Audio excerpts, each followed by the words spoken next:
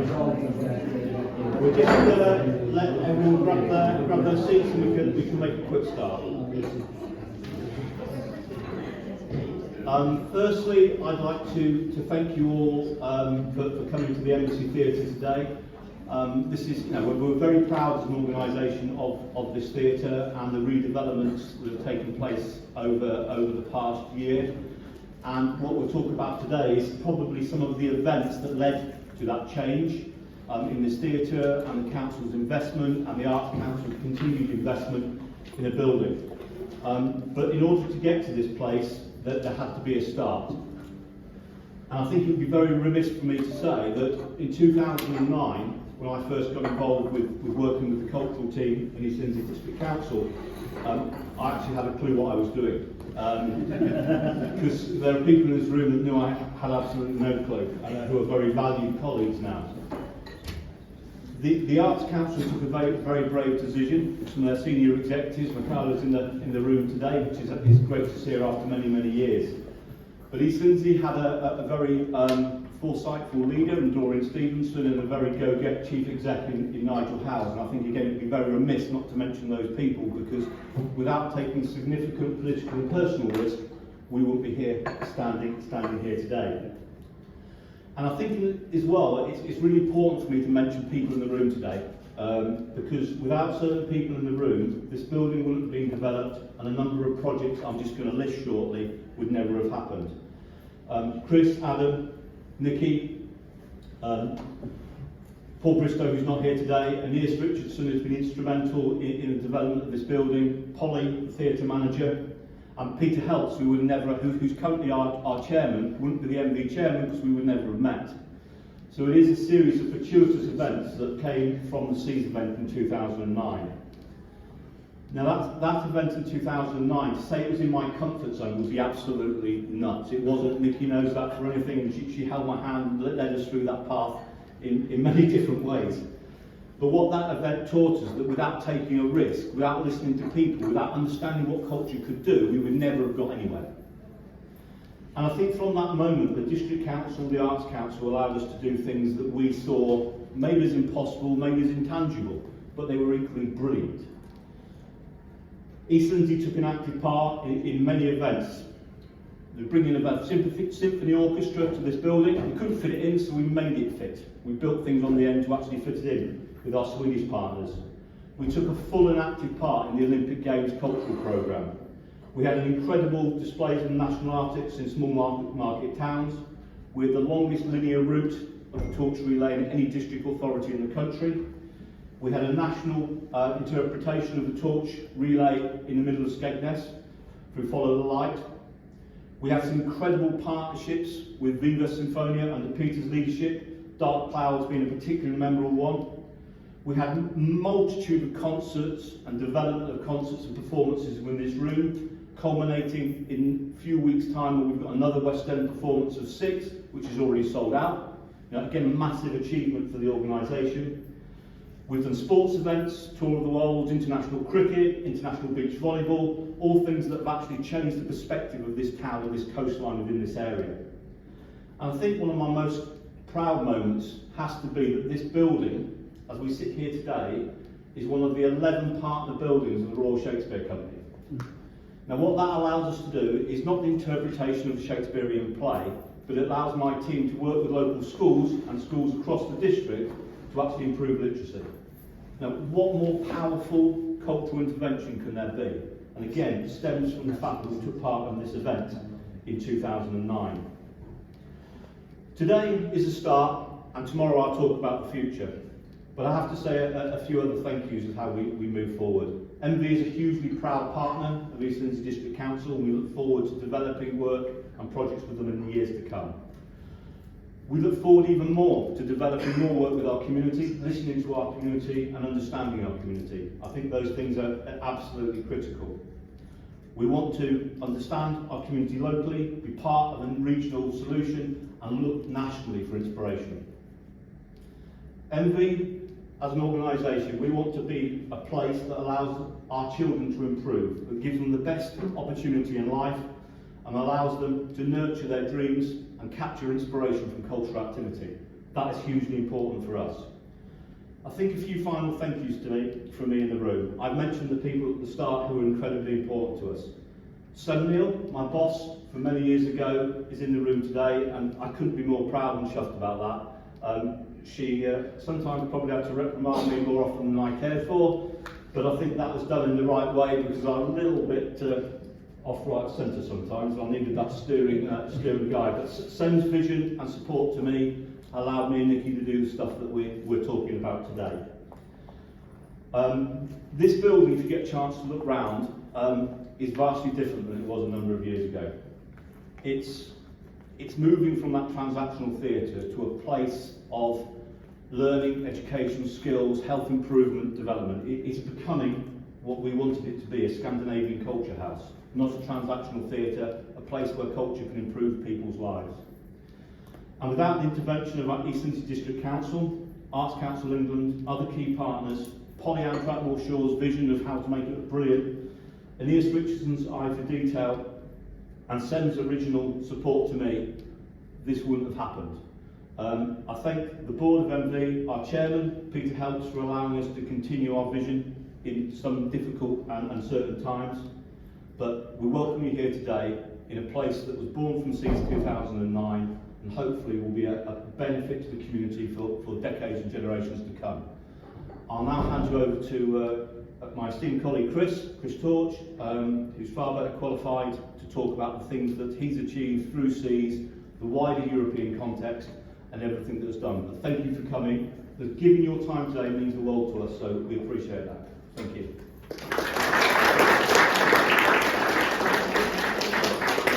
Thank you, Dave. I'm going to immediately ask Adam to join me. This is Adam Jeans. Adam was the executive producer of the SEAS project, which started actually in 2004 and carried on until 2010. And the very last place we visited with the entire project was in 2009 here in Skegness. So what we're going to do, Adam and I, now, for about 20 minutes, is to give you a retro blick. What do you call it? A glance looking back.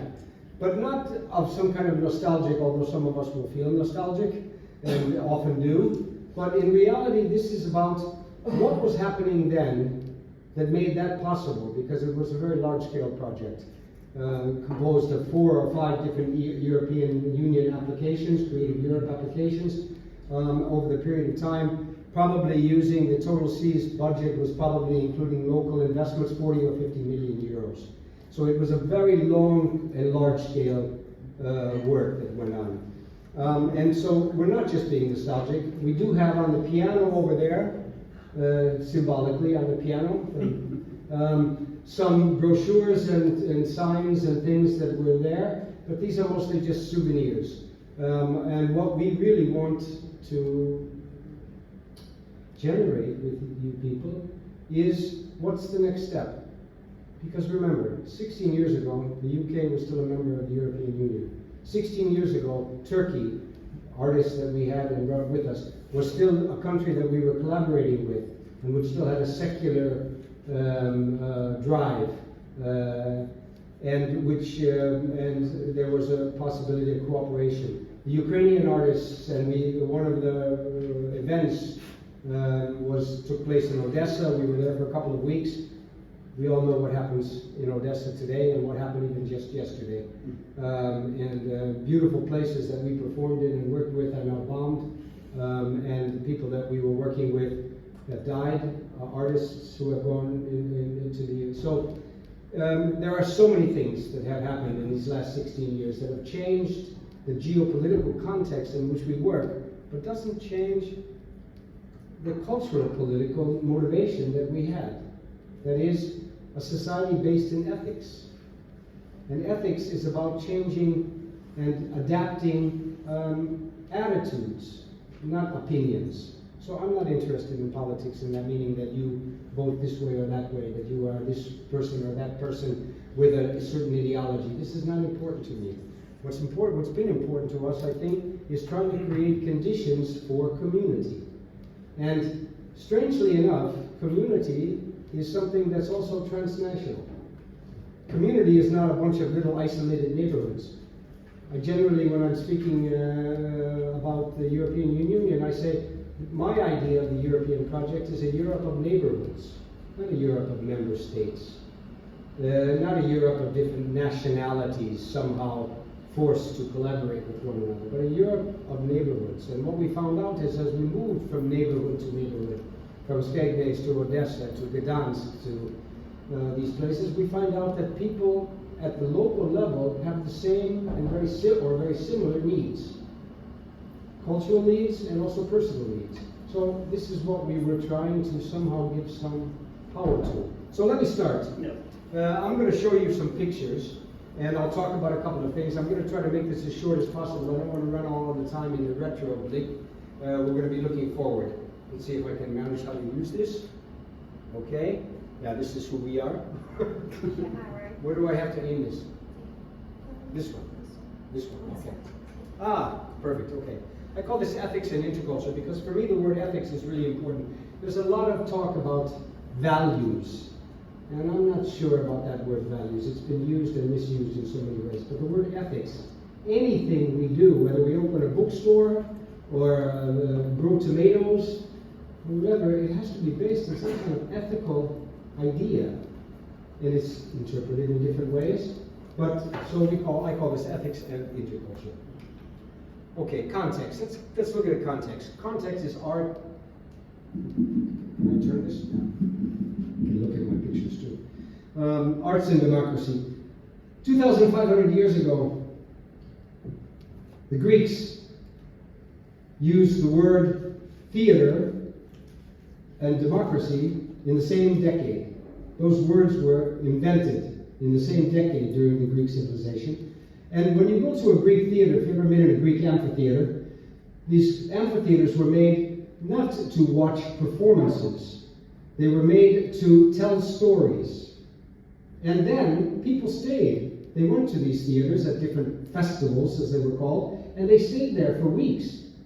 And they gathered together around the campfire and drank wine and talked about, they had just heard the story of Medea.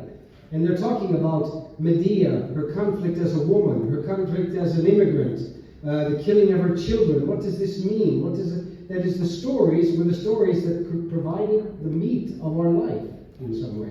And I found this idea of the theater or the art or the cultural life as being the center of the discussion. It's not a decoration. It's not an addition. The Embassy Theatre is not just something pretty while money is being made in Skegness or in East Lindsey.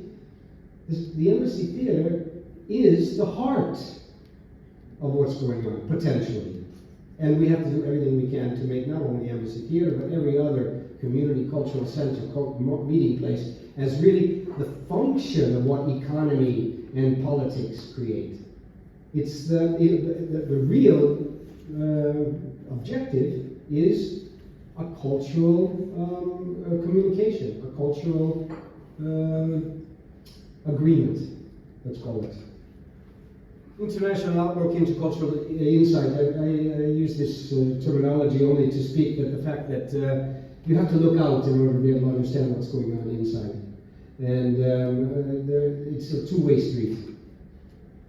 And another thing, this is a term of a dear friend of ours, you'll hear his voice a little bit later, called Dragan Klajic, the man who actually, dear friend, we lost him much too early. But I mean, he was the one who told me what this word intercultural competence means. What does it mean? It means if you're standing in a circle and you think you're very secure, you've got all your baggage with you, and you're standing and here's my circle, and you're the center of the world, and everyone else is peripheral. And then suddenly I have to move to another place in the circle. I try to take all my baggage and everything else and move over there, and I turn, and suddenly, well, Damien is the center of the world, and you're the periphery.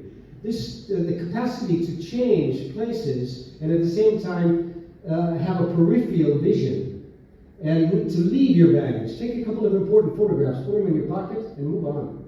This intercultural competence is capacity to adapt. This word you'll hear a number of times along the way, a word, phrase, interlocal. I don't believe there is a local without an inter. And I don't believe there is an international unless you're standing in a place that you're secure with. So this combination of root and dream is, for me, what this term means, interlocal. This is the Phantomat. You'll see more of him later. This is in the park of Odessa. A beautiful, beautiful park, which is now a graveyard. And this was a man who looked into the eyes of this Phantomat and saw some visions from different places in Europe. All right, what's our context today? I'm not going to go into this too much, but I really have to give you a basis of why we worked so long and so hard with the Project SEAS. We are facing a climate change. We all know these things. Technology, sustainability, we have to deal with those. Reduced democratic participation. There was just a referendum of very important questions in Italy. Less than 30% of the voting eligible population bothered to vote. We see this happening everywhere. Which means that the so-called democratic structures that we have today are no longer creating engagement. Apathy. Increased fear of immigration, we know about this. Shift of economic power. Europe, in the last 20 years, produces very little. It's all being produced someplace else. We package it, we buy it, we consume it, and we own it. But we are not the producers of it. So this globalization of economic has caused many of the problems, the issues that we are facing today, but also made us very clear about our interdependence. We can't live without all the other 8 billion people on this earth. So this is the question we will ask all day today and even all day tomorrow. And on Friday we will talk about the future and how we put these things together to a new, what we call SEAS 2. Not number 2, but 2 also. SEAS 2 is 26-27 is what we're focusing on. And our question to ourselves is, what is an appropriate cultural response? We look around and we're not asking people to think in a different way, vote in a different way. There's not a political solution or a military solution which is going to get us out of this hole that we've dug for ourselves as a race. We have to find an appropriate cultural response. What is that? Very quickly, this is an anecdote that I tell quite often, but I had a dear friend, his name is Magna Vitae. He's a Senegalese. He was Senegalese, unfortunately also passed away much too early. He found himself on the beaches in Italy, near Ravenna, because he had gone to a sheikh and he wanted to go to Paris to study to be a doctor, to return to his village and create a medical center. Instead, his sheikh said to him, no, you must go to Italy. He said, why? I don't speak Italian, I speak French. I don't, what's happening here? And the sheikh says, I don't know either, but you should be in Italy. Well, you listen to your sheikh when you're a Muslim and from a small town called Gedjevai outside of Dakar. And Magna said to me at one point, to make a long story short, that in Gedjevai, when they gathered for a cultural event, everyone in the village gathered in a circle in the center of the town.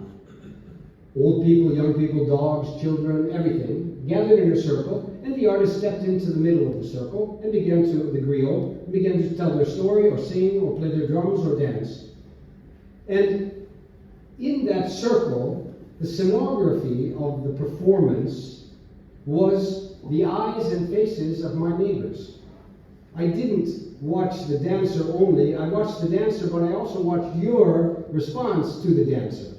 So we were communicating about how we felt about what was happening, what the story meant for us. That is, the community was an important part of the performance, visually and also physically. What happened was that sometime in the 1600s, this makes theater history simple, a French king came, and he cut that circle, and he divided it into 2 half circles, stage and audience. Well, here we are. All light on me. It would be best if you people were in darkness and didn't even have to see each other. And you could have all the power, and I would have all the influence. And this separation of the destruction of the circle has also a cultural impact on ourselves. Manjai said to me, as a Senegalese working as an actor and co-director of the Ravenna City Theatre, eventually, said to me that the function of the artist is to recreate the circle. Obviously not architecturally, because we can't rebuild every theatre, but I'm really, really proud to see what's happened at the Embassy Theatre here today. You see a room down there which was probably built primarily for large-scale, you know, the audience tribune looking out the front. But suddenly it's a room that you can move it back. It's a huge black box. And these kinds of spaces are the ones we need, spaces where we can gather for different kinds of events. So let us try to recreate the circle. SEAS. We're going to do later this afternoon, with thanks to Nicki and to Adam, to be led by them, a kind of a needs analysis. We call it a SEADS analysis. And the SEADS analysis is we have to look at what it is now that is needed in our communities. Who we need, what we need, and how we need to respond to each other. The original needs analysis that created the project SEAS was based on this: port cities, harbor cities, seacoast cities, and the changing conditions. There were, most of the places that we performed and worked with SEAS were port areas that had been closed by military or by industrial. The people didn't reach the sea. You couldn't, you know, we lived there and the sea was our neighbor, but the sea and the city didn't meet each other. There was an industrial area or a port area, a military area that was blocked. These places started to open up because they didn't need so many port cities. The trade was functioning in a different way. And so suddenly there were these places, and nobody knew, should they build hotels? Should they build expensive housing? Should they make public parks? Who's going to pay for that? There was a whole discussion. What do we do? What do we do with Grimsby today? And we had a discussion with a colleague there from Grimsby. You know, the fishing industry is dead. The petrochemical industry has to die. We need it to die. But what will replace it?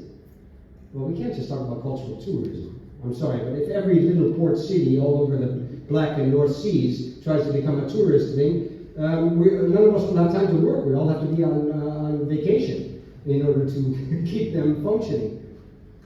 Environmental challenges, obviously.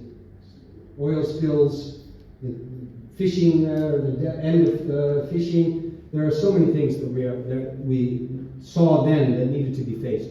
Participation in citizen engagement, this apathy that I was speaking about before. Center and periphery, that the city centers, the urban centers, suddenly had to open themselves up and their eyes up to the importance of a flow of energy between the periphery and the city center. Increased intercultural competence, I mentioned already, and mutual learning across national boundaries, something which I, unfortunately, and together with many of my colleagues in the UK, not only because of Brexit, but because of an attitude which is of a growing nationalism, meaning that we close in on ourselves. We become culturally introverted. And cultural introversion does not lead to cultural or any kind of innovation.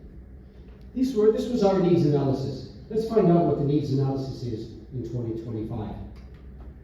So I'm going to show you some pictures here. These first ones are pictures from the first version of SEAS Balticum Adriatico. But basically what we did is, when we invented SEAS, we looked at a map of Europe and we saw that Europe was framed by 4 seas. The Baltic Sea, the North Sea, the Mediterranean, or the Black Sea, and the Adriatic Sea, or the Mediterranean. And that square, everything inside that was basically Europe. So we began to work. We were the first cultural event that happened inside the port of the shipyards of Gdansk. It had been closed for 15 years. There used to work 90,000 Polish workers there. When we got there, there were a couple of small businesses that were there, and the whole port was closed. This is the place that Lech Wałęsa, if you remember, any of you who were still around at that time, they occupied it. Thousands of workers, and they closed the gates, and that became the first battle cry for the Solidarność movement, which ended communism in Poland. This is some of the halls that we performed in. You can't quite see it, but you can just massive industrial places. How did these performances get created? Well, both for Black North Seas and for the Balticum Adriatico, what we did was we chose artists from different countries, partner countries. So we would say a set designer from in a city in the Black Sea, and a dancer in the from a city. And we send them on a date, a blind date, to a city that neither of them have ever been before. We give them money to stay in a hotel. We give them the address of the cafe where they should meet. They hadn't met before. They knew nothing about each other, or very little. And they met there, and they spent time. They walked around in the town, and they began to look. They tried to open their eyes and inspire one another. And the intention was to create a project idea. We sent off, let's see how many, 30 artists from 11 different European countries who traveled to these unfamiliar places and began to create project ideas. And in 2006-07, the productions were created by 11 dates. These dates, then, all of the artists plus the producers, the partners who were paying for it and organizing it, gathered in a place like this, and each of these project ideas was presented. And we, together with the other artists and the producers, chose which projects we would invest in. So basically, it was, the projects were not the imagination of one wild genius. It was about an unfamiliar meeting. So already the intercultural competence element was being developed. And these led to the projects that we then produced and toured in these places in 2004, 2005 in the Baltic and Adriatic. I mean, just the idea that we were in Kaliningrad for 2 weeks, 20 years ago, it's not something that's possible today. I can't tell you how, even when I look at that, my mind boggles. Okay, I'm just going to continue to go through some of these pictures. These are some pictures from events that happened during that time. And the 2004 to 2006 Baltico Adriatico, we decided that we would carry on. We made an EU application. We got a very large-scale application over a period of 4 years. And we called it Black North Seas, Arts, Urban Reinvention, and Public Space. I'm going to bring my friend Adam up here to carry on a little bit with this, just to have a different voice. And Adam followed us on this all the way, so you'll know. Anybody recognize the wheel? Go ahead. I know what Chris has got on this presentation, so I'm just going to talk. What Chris said there about the dates was a really key part of the project, and I think one just nuance it a little to say it didn't always work. First of all, you never send a theatre director with another theatre director to a third place. They don't talk to each other, and they don't want to work with each other. But you do get something when you send a theatre director with a visual artist and scenographer, like we did with Dorito, Kasapi, and Venelin Churinov, who came to Stegnes and invented the Phantom, which you saw a couple of times in the slides. I would say about a third of the dates worked out that the people wanted to work together and did produce really fascinating transnational intercultural artwork as a result of their trip. About a third of the dates, they said, yeah, we had a nice time, I don't really think we're going to work together, but I've got an idea for a project, and they produced it on their own. I'm afraid it was also a third who we never heard from again. And that was just the way it worked out. But I think that's a pretty good hit rate for a project of this kind. And it was entirely full process from beginning to end, selection of artists, the search for the item or the story or the topic of what they were going to do, the research and design phase, then there was the pre-production phase, and then there was the production, and then there was the distribution. I don't know of many projects which cover the whole thing all the way through, and we were in the Black North Seas particularly lucky to choose such great places to go. So Odessa was a fantastic place to go to. We were in Istanbul. I remember Tromsø in the far north of Norway. That was a fantastic space. 400 kilometres north of the Arctic Circle. And then all the people from that event got on a plane and flew to the United Kingdom, and they were here in Stegnes. I'm just carrying on. There's some in the room here. Some of you are in this picture. Even a younger version of myself over there.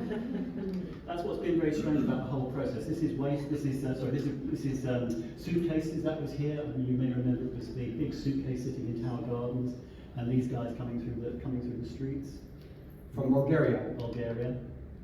This is the marvellous photographs that John Byford took. Basically, the memory of the event here in Skegness, I think. This is two dancers who we were working with from Turkey. A project called Monday in the Sun, which was originally set in a dance studio. That's where they worked. They were quite happy working inside. We took them out of that space. We put them in places where they'd never been before. So we put them on the beach in Mangalia, and we put them in the Exide skate park when they came to Skegness. Which was really beautiful. And this is Waiting, another Turkish company. Waiting for Europe.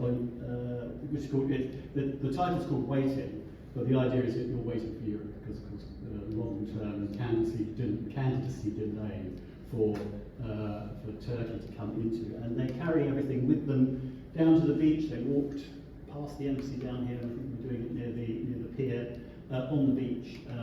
We were talking earlier, Michaela has a memory of them coming out of the sea. That may have been true. And this is an opera, electronic opera commissioned from a Swedish composer, Teatro Guillotine. This is that was called Sorelli. It's based on a story from Montenegro. This is actually from inside the big suitcase that the company from Bulgaria created. It's actually a set of pictures and photographs from the original artist Nedjelko Delchev. These are the Silicon Boys on the beach. This is one of the things that was great about Skegness when we came here. There was a massive local programme, which was, of course, part of the hard work that Nicki put in, and the results you can see. So on the piano is actually the original Skegness International leaflet. Just have a flick through because the SEADS projects are in the front, but then there are the local programme later on. That's fascinating. I remember going to several and being very impressed by it. Was that the year in Mablethorpe? There was a Mablethorpe event as well. Yes. What year was it? Sorry?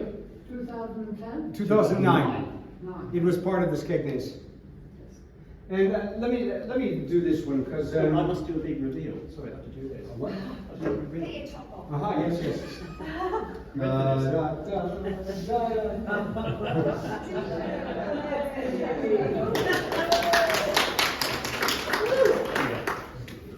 We decided to finish the SEAS event, all of our work on SEAS, with something we called SEASX, which was the first time that we started to work with something called an expedition. Basically, all of the artists climbed into a bus in Istanbul, and we traveled along the Black Sea coast, and we stopped in different small towns along the Black Sea in some of the most conservative parts of Turkey, where there was no cultural infrastructure at all. There was no embassy theater, there wasn't even a movie cinema.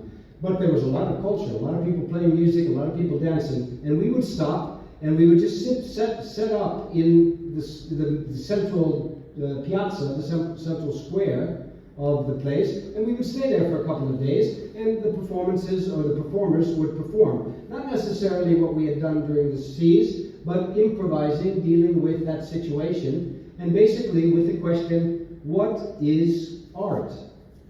And we would ask people there, and we had translations, and we worked with people for a couple of days. We moved on to the next village along the way. It took us about 2 weeks, and we ended up in Batumi in Georgia, just across from the border between Georgia and just crossing that border with these people was already an incredible situation. And this is some of this is just one of the places during the SEAScape expedition in one of these villages. They had a good time, and so did we. I'm going to finish this section with just a little anecdote. There's a great British French director, Peter Brook. You may have heard his name. Peter Brook wrote a book. He was probably one of the first intercultural culture makers in our times.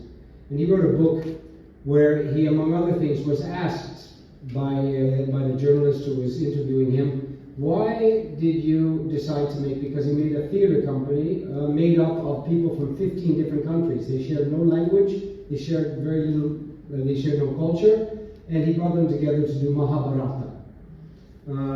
And then they carried on. They went to the jungles of Africa, they traveled, and they tried to work out their differences to turn it into something unified. Peter Brook was asked why he did that, and he said, because I wanted to make culture in the meaning that yogurt is culture. A bacteria that transforms the milky substance of our society into something rich, healthy, and tasty. And basically, this idea of culture as yogurt, as a yogurt bacteria, the contamination of a society by planting just one small seed and watching it emanate throughout the society, has driven me, Adam, all of our colleagues through all these years in terms of trying to find a way to make culture not just one of pillars, but actually the sea in which we swim. Thank you. That's the presentation.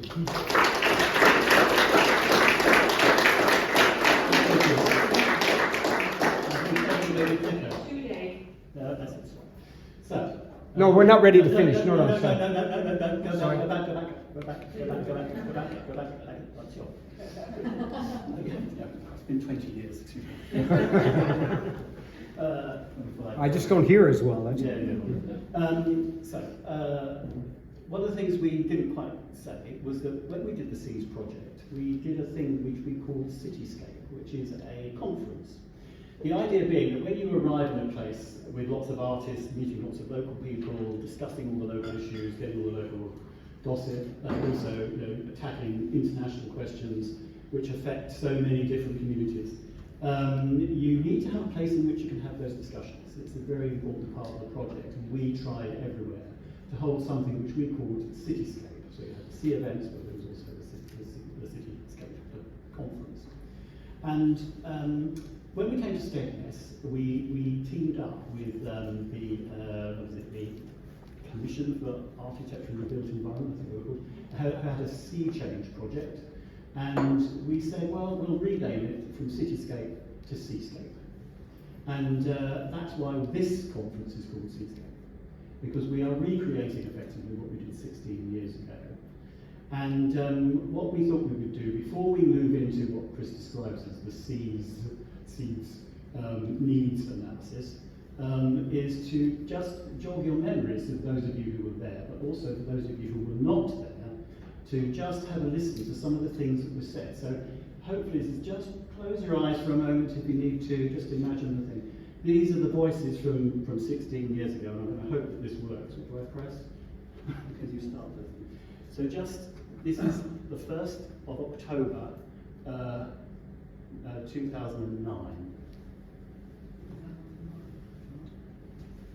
Lincolnshire is the county of big skies, and we really hope that these 2 days will broaden everyone's horizon. I am a veteran of SEAS events, but even for me it's not so easy to say what SEAS actually is. In the Lonely Planets, they say about Scapeness that it's everything you could want, which actually is a very inviting slogan in a seaside resort. It is actually a prolonged, very strategic cultural action, connecting a range of European coastal cities. So it's a strange thing for me that the symbol of a holiday place is a clock. It's a cosmopolitan town. We bring people in. So what is Pantomate? What is the connection with the Scapeness? There's an extraordinary number of people out along the coast. There are 80 or 90 voluntary arts groups. We made artistic research in Scapeness 2 years ago. Huge number of people who spend hours and days and weeks of their lives being creative in different ways. We decided to build this useless machine. I think some of you may have seen it. How many of you have had an opportunity to see the fountain? It's an interactive installation for its intervention with the public space.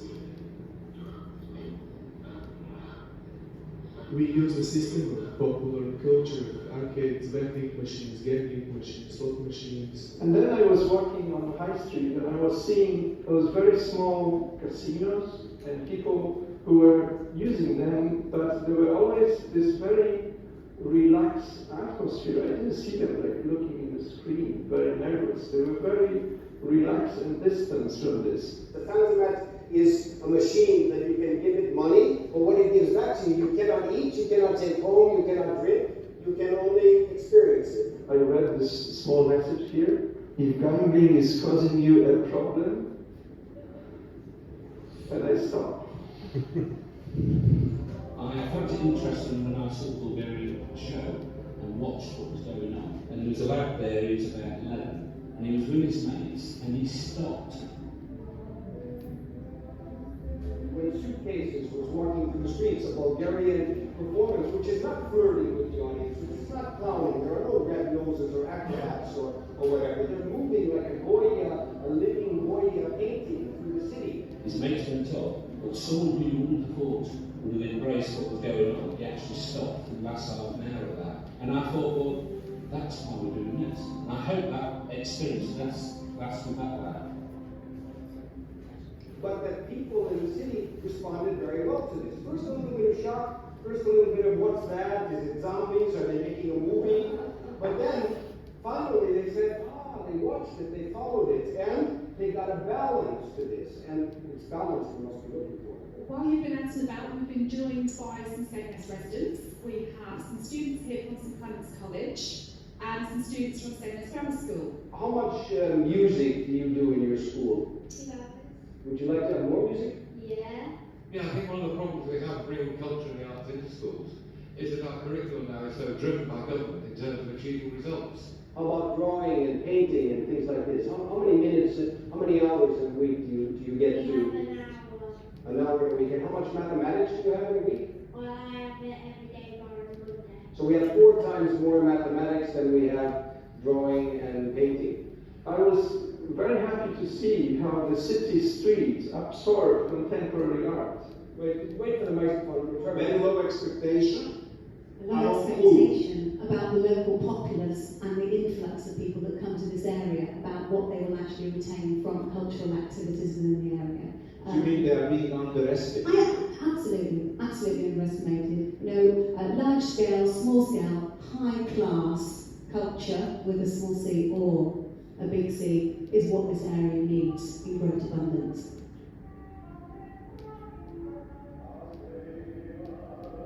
At night, I realized that that's the style of the town, and probably a lot of architecture in this town is made for the night.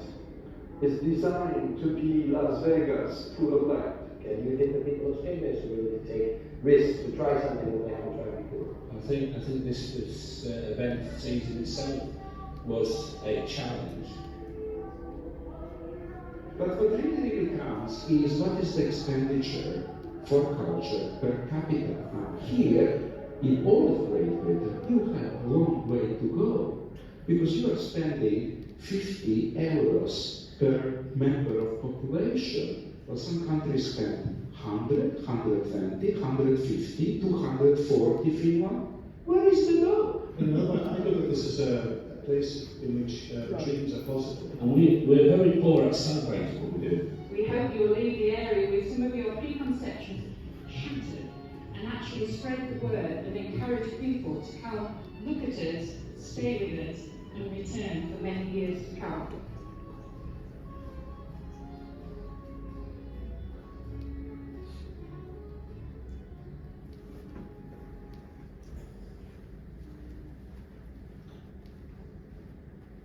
Maybe the function of art is to throw us out of balance, because being out of balance is when we actually start to become really creative, find new solutions to things. If we're in balance, then we don't look for another way. I'd like to ask a couple of people here that were part of the work before, just to give a couple of reflections on it live as well. Michaela, would you come? Michaela Butter, who was working with the Arts Council at that time.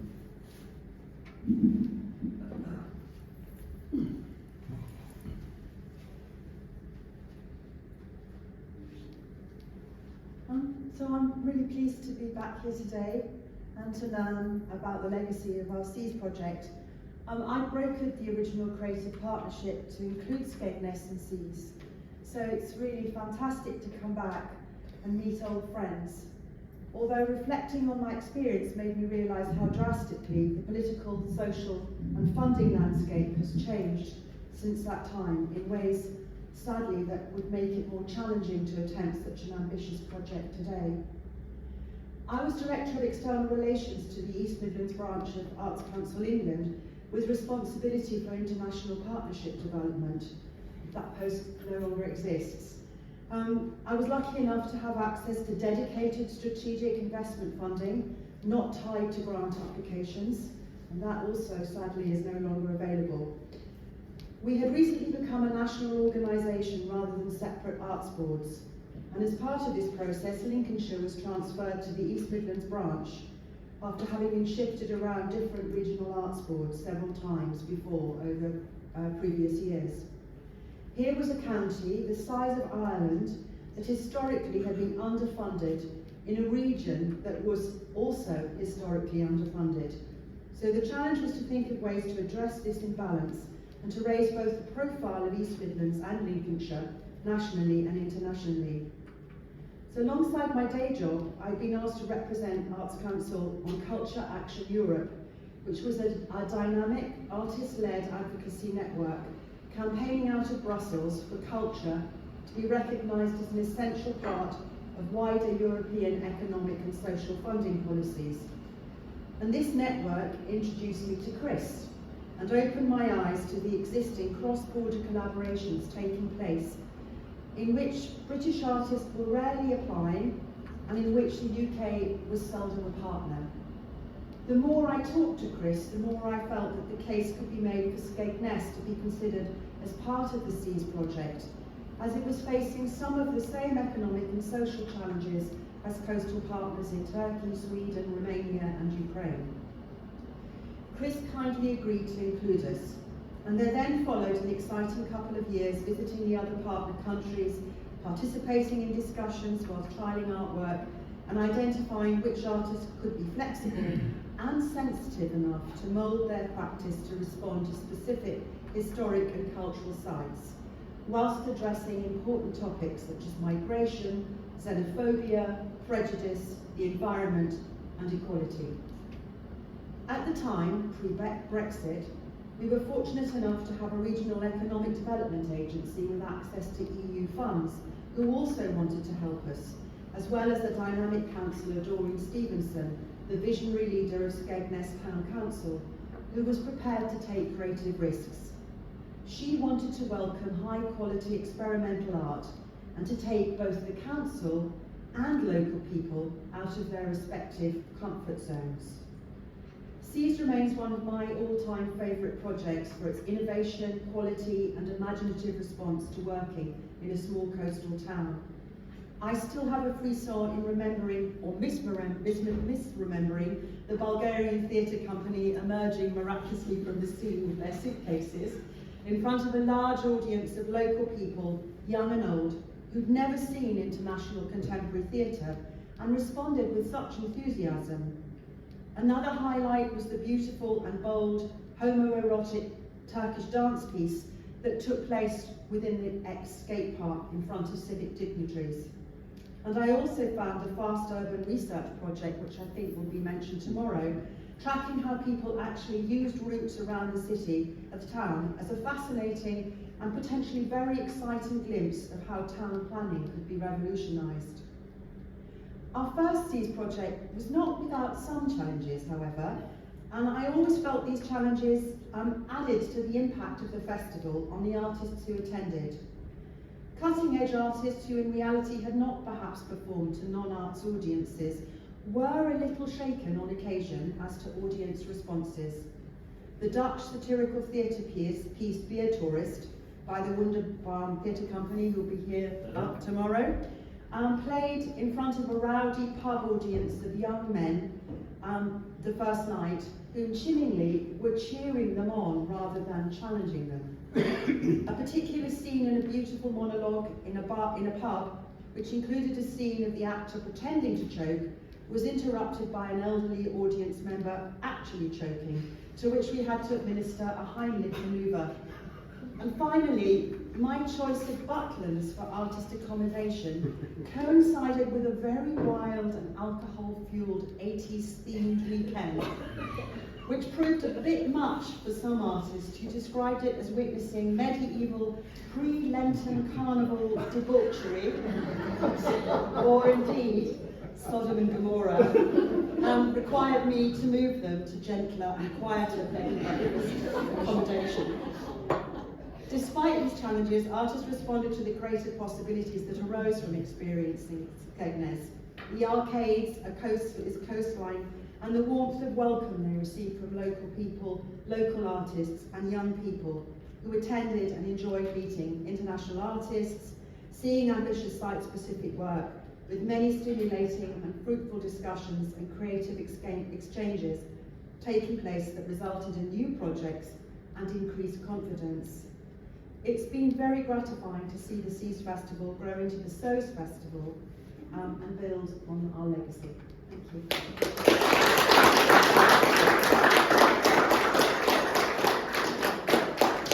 Jens, would you like to come up and tell us something? Jens Prima Hansen, who is the artistic director here for the Soul Festival, also for Passage Festival, and a dear colleague since many years, but who was really with us from the very beginning. Thank you very much.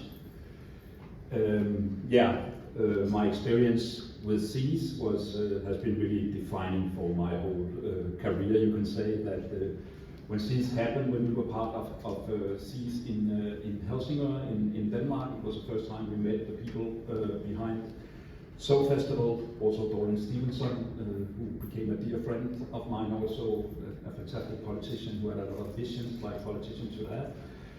At the time when we got into SEAS, it was actually at a time when Helsingør had just decided to invest in the whole harbour area in Helsingør. It was before an industrial area, but a few years before they had decided that it should be developed into a cultural area, and culture should be the driver of the development of the whole harbour area. And this was not happened. It has not happened at the time when SEAS came to Helsingør, but what about to happen. And to move a lot forward, when I came when I became the director of Soul Festival, I met a lot of people here in Skegness, where I really could see that the SEAS project also had a big impact on them. And from the beginning, when I started working on the festival in 2018, it was quite clear for me that this project had such a big legacy on both Helsingør, but certainly also here in Skegness, that it's something that we really have to move on working with. Today in Helsingør, it's absolutely acknowledged that culture has been such a success to develop the harbour area with that. Tourism, everything has been growing, and we now have had a new, the harbour had to appoint a new director, and the new director actually became a man with a background of culture, who's also among us here today, and you can hear more tomorrow. And for me, this is one of the biggest recognitions about the importance of culture, that harbours are not only an area for business or for fishery or for all kinds of stuff, it's also a very important point for culture. And I think you can all look forward to hearing Lars talking about some of this tomorrow. But I also want to mention that it's, for me, it's also clear that it's something we all have to... Sorry? That it's always something that we have to work with in the future. For me, this is not a project that just happened in the past. This is really something that we have to put into the future with all the changes that have been happening around the harbour areas and the seas around Europe. I was also in Odessa during the SEAS project, and it was really a place of a lot of optimism and a lot of very positive things going on, and today is completely different, and it's something that we will have to work with and address.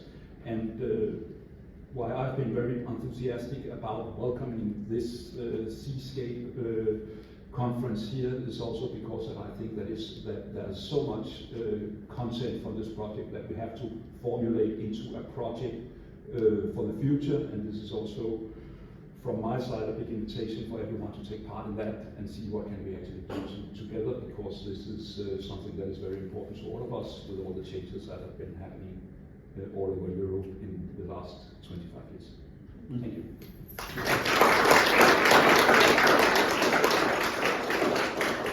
There are a few other people here in the room, but I'm going to just leave it over to one more, because Nicki, we're going to have a chance to have you throughout the whole afternoon. John Byford. John Skegness, former councillor, if I could remember. I was, yeah. Yeah? Councillor But for my above sins. all, a great photographer who followed us through a great deal of this, and all the way through Skegness. Give us a couple of minutes. Yeah, hello there, yeah. Most of you know. I hate these things. Yeah, 16 years ago, lots happened in 16 years, good and bad. I've got 7 grandkids now. So.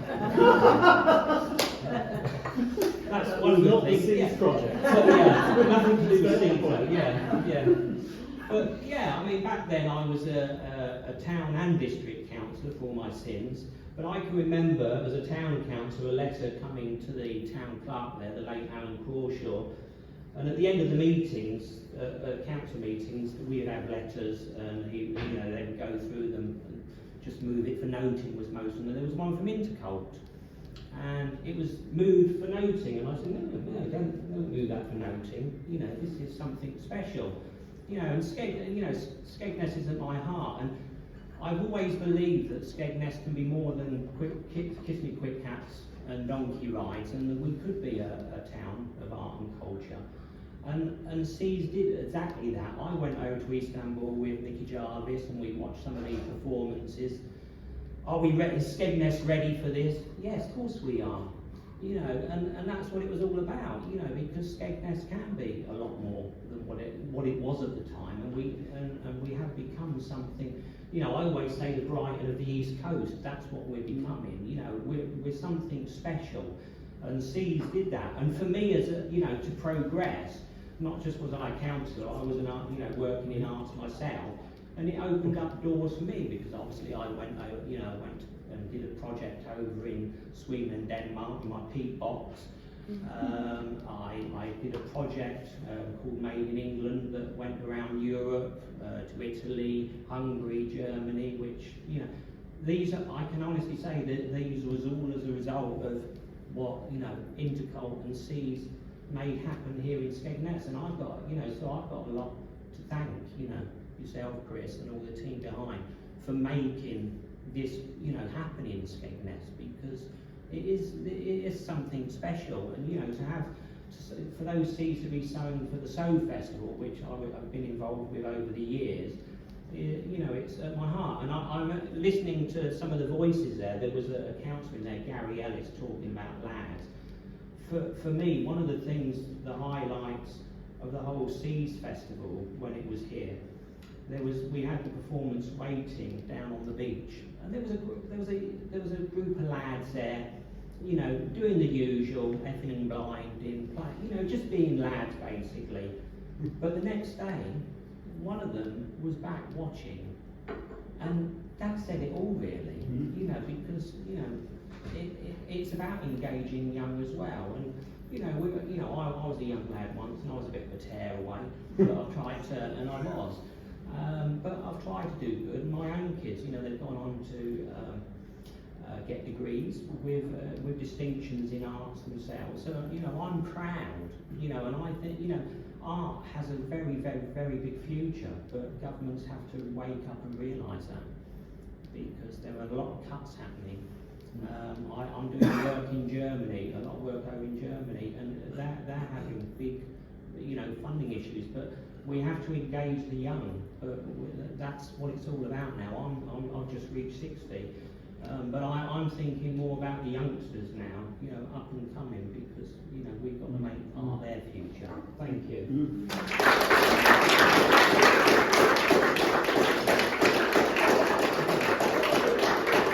So we're a little bit over, but not too bad. I'm very pleased. I just want to give you a little heads up what's going to happen in the second half. Nicki and I are going to produce an open space floor. Now, the way this works is, you've heard the story of the past, as it were, and the achievements of the past, but we need now to perhaps regroup, and there's an opportunity for further conversations about what is needed now in SEADS, what could be done for it. You probably all carry with you burning topics which you'd like to talk to everybody else about.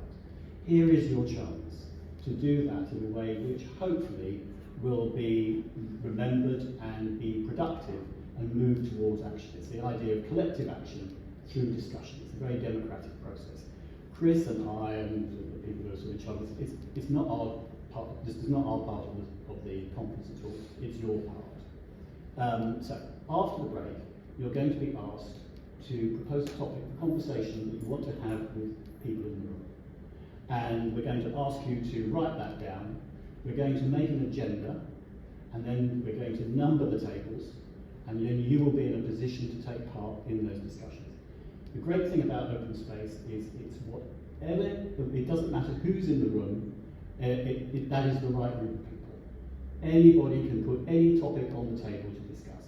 It might not be anything really to do with seas or coastal reimagination or anything like that. It could be just an issue that you've got. But what you will find is that somebody's going to write that down. I'm going to transcribe it. And if you want to receive a complete copy of all the conversations that have taken place, all the discussions, you're going to give me your email address on a sheet that we will circulate. And after this event, you will get back a complete transcript, well, maybe some editing if there was some blasphemies in there, but you'll get a pretty good overview of what everybody in the room said.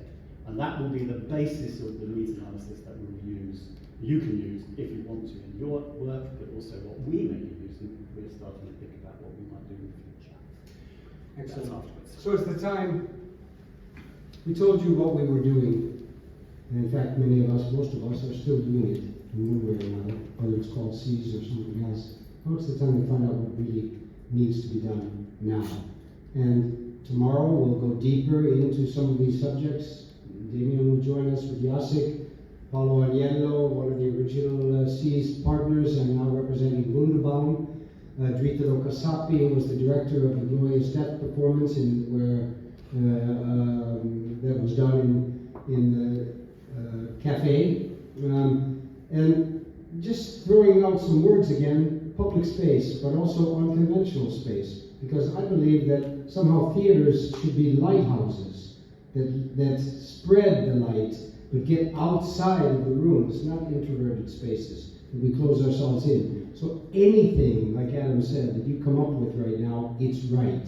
Let's find out what now is, and we'll go to the next step on Friday in the morning. There's one step which I forgot to mention, is that I will have those things that you've said tomorrow, and we'll be feeding questions to the people who are doing the presentations. So in fact, what you say today is going to affect the questions which are asked to the international and local guests who are going to be presenting. So make them difficult. So, we finished. Have a cup of coffee. The toilets are outside there. I don't know if you have other needs or questions, but Tanya is here who's been our coordinator. Hannah, thank you very much for all the work that was done. And so now please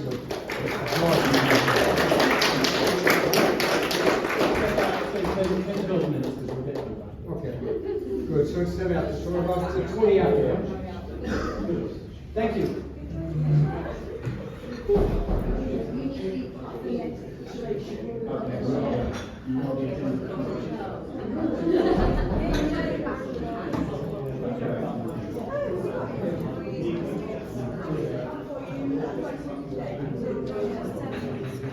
Yeah, just 10 minutes.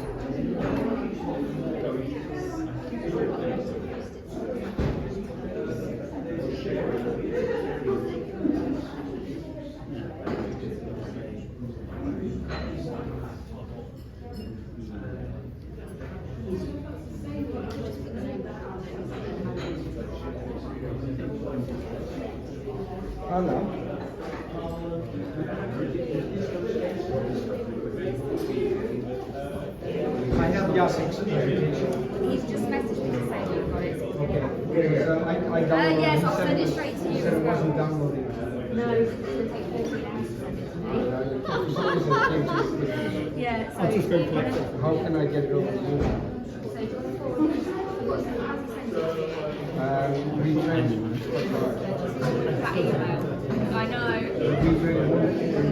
mean, you mean the link? Yeah, send me that. Just literally forward that email to me. Okay. I'll download yours. Yours is Ah, that's all right. like that was